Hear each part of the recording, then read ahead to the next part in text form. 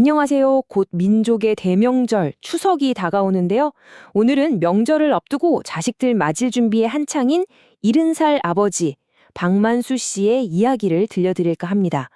과연 만수 씨의 집은 그의 기대처럼 자식들의 웃음소리로 가득 찼을까요? 함께 그 마음속으로 들어가 보시죠. 아들이 좋아하는 소갈비에 딸이 즐겨 먹는 햇밤까지 양손 가득 장을 봐온 박만수 씨의 얼굴엔 웃음이 가득합니다. 아내가 부엌에서 도라지를 담는 모습을 보니까 절로 미소가 지어지죠. 머릿속에는 벌써부터 시끌벅적한 명절 풍경이 그려집니다. 그래, 평생 자식들 위해 헌신했으니까 이 정도는 기대해도 괜찮겠지. 그렇게 생각했습니다. 하지만 기대와는 달리 거실은 너무나도 조용했습니다. 산더미처럼 쌓인 음식 재료들만 덩그러니 놓여 있을 뿐. 자식들에게선 전화 한 통이 없네요. 희망으로 가득 찼던 공간이 순식간에 차가운 침묵으로 채워집니다. 이제 이 이야기에 진짜 갈등이 시작되려고 합니다. 자, 이야기의 첫 번째 장입니다. 만수 씨의 부푼 기대가 어떻게 실망으로 변해가는지 자식들과의 통화를 통해 그 답답한 속내를 한번 들여다보겠습니다. 답답함을 참지 못한 만수 씨가 결국 아들 영호에게 먼저 전화를 겁니다. 그의 첫 마디는 이랬습니다. 야, 김영호! 너 이번 추석에 몇 시에 올 거냐? 네 엄마가 벌써 갈비 재우고 난리다. 아들을 기다리는 다정한 마음이라기보다는 어서 오라고 재촉하는 호통에 가까웠죠. 한참 만에 들려온 아들의 목소리는 무겁게 가라앉아 있었습니다.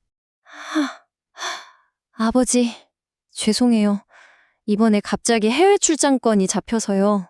이 짧은 대답이 아버지의 기대를 무너뜨리기 시작합니다. 아들의 사정을 듣기도 전에 만수 씨의 말은 날카로운 비난이 되어 꽂힙니다. 출장? 무슨 놈의 회사가 명절에 사람을 내보내?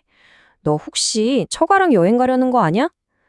아들을 이해하려는 마음 대신 섭섭함이 먼저 터져 나온 겁니다. 이 한마디가 대화의 문을 쾅 닫아버렸습니다. 아들이 전화를 끊자 만수 씨의 분노는 가라앉기는커녕 곧바로 딸 민지에게로 향합니다. 아들에게서 받은 실망을 딸에게서라도 보상받고 싶었던 걸까요? 하지만 그 기대는 또다시 무너지고 맙니다. 딸 민지의 대답은 단호했습니다. 아빠, 나 이번에 안 가. 친구들이랑 제주도 가기로 했어. 자신의 계획을 명확하게 통보하는 이 말 속에는 어쩌면 아버지의 반응을 이미 예상한 듯한 방어적인 마음이 숨어 있었을지도 모르겠습니다. 역시나 만수 씨의 반응은 걱정이 아닌 잔소리였습니다. 제주도? 너 아직 시집도 안 간 애가 명절에 집을 비우고 어딜 가? 나이가 몇인데? 딸의 휴식을 존중하기보다 결혼이라는 잣대로 딸의 삶을 재단하기 시작한 거죠. 결국 딸의 마음속에 쌓여왔던 상처가 터져 나옵니다. 내가 이래서 가기 싫은 거야. 아버지랑 있으면 기가 다 빨려. 이 가슴 아픈 절규가 그 어떤 비난보다 더 큰 충격이 되어 만수 씨의 마음에 박힙니다. 이제 이야기는 전환점을 맞이합니다. 자식들에게 상처받았다고 생각한 만수 씨가 실은 자신이 상처를 주고 있었다는 고통스러운 진실과 마주하는 순간이죠. 그 진실의 거울을 비춰준 사람은 다름 아닌 그의 아내였습니다. 모든 상황을 지켜보던 아내가 조용히 입을 엽니다. 여보, 애들이 왜 안 오는지 정말 모르겠어요? 당신은 대화가 아니라 늘 신문을 하잖아요. 평생 묵묵히 따르기만 하던 아내의 입에서 나온 이 한마디는 만수 씨가 애써 외면해온 자신의 모습을 비추는 날카로운 거울이었습니다. 아내의 지적은 구체적이었습니다. 지난 명절 아들이 회사 일로 힘들어할 때 위로 대신 나 때는 더 힘들었다며 아들의 고통을 묵살해버렸죠.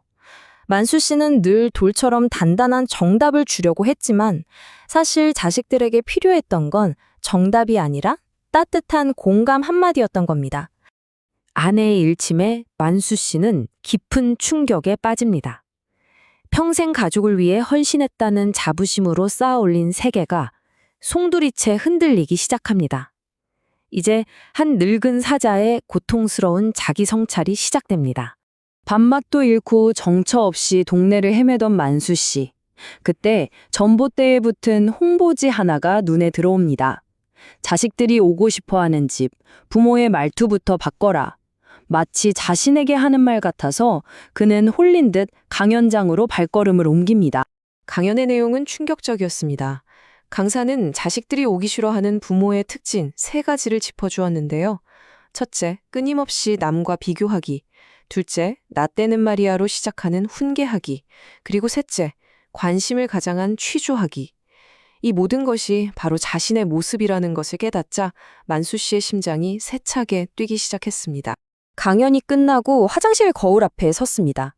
거울 속에는 고집스럽게 입을 다물고 날선 눈매를 한 늙은 사자 한 마리가 서 있었습니다.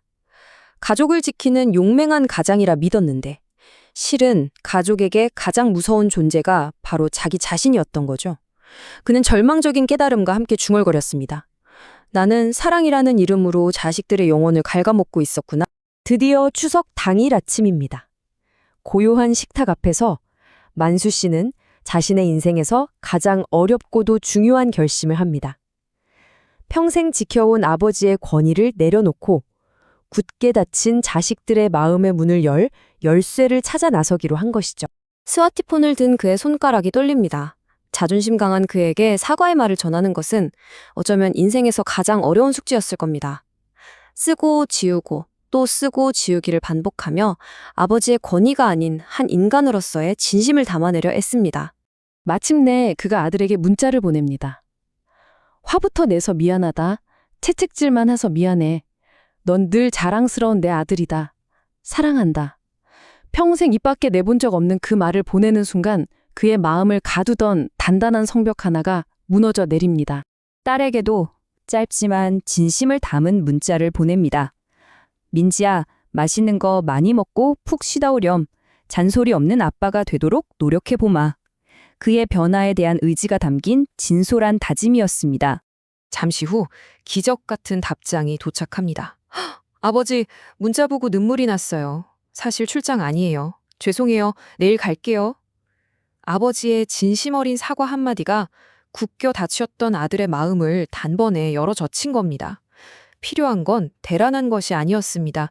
바로 진심이라는 열쇠였던 거죠. 이제 이야기의 마지막 장입니다. 만수 씨의 용기 있는 변화가 가족에게 어떤 따뜻한 기적을 가져왔는지 그 감동적인 재회의 순간을 함께 지켜보시죠. 다음 날 아들 내외가 도착했습니다. 만수 씨는 완전히 다른 사람이 되어 있었습니다. 소파에 앉아 헛기침을 하는 대신 현관으로 달려나가 아들을 꼭 안아주었고요. 식사 시간에는 입을 닫고 귀를 열었습니다. 그랬구나. 고생이 많았겠다. 조용히 고개를 끄덕여 주었죠. 아주 작은 행동의 변화였지만 그 결과는 실로 엄청났습니다. 그러자 정말 신기한 일이 벌어졌습니다. 아버지가 판단 없이 그냥 들어주자 자식들은 그동안 꺼내지 못했던 속마음을 털어놓기 시작한 겁니다. 아, 대화란 바로 이런 것이구나. 내 지식을 뽐내는 자리가 아니라 상대방의 마음이 편히 쉴 수 있는 그늘을 만들어주는 것. 만수 씨는 비로소 그것을 온몸으로 깨닫습니다. 아빠, 오늘 좀 이상한데? 하며 웃는 딸에게 만수 씨가 이렇게 말합니다. 너희들이 오고 싶어 하는 집을 만드는 게 내 남은 인생 숙제다. 고집스럽던 늙은 사자의 얼굴 위로 인자하고 따뜻한 미소가 피어납니다. 만수 씨의 이야기는 우리 모두에게 질문을 던집니다. 혹시 나도 사랑이라는 이름으로 가장 가까운 사람에게 상처를 주고 있진 않은지 말입니다. 자녀들이 정말 듣고 싶은 말은 완벽한 조언이 아니라 고생했다, 보고 싶었다, 사랑한다. 이런 따뜻한 한마디일지 모릅니다. 이번 명절, 여러분의 마음을 여는 열쇠는 무엇인가요? 여러분의 가정에 따뜻한 대화의 꽃이 피어나길 진심으로 바랍니다.